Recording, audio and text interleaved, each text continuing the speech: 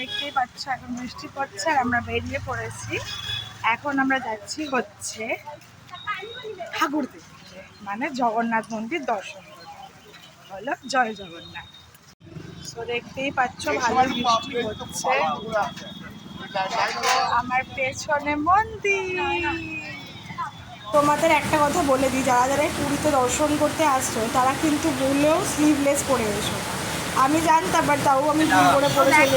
আমরা পুজো দিয়ে এখন বেরিয়ে পড়েছি আর আমার পেছনে রথযাত্রার জন্য অলরেডি রথ তৈরি করছি।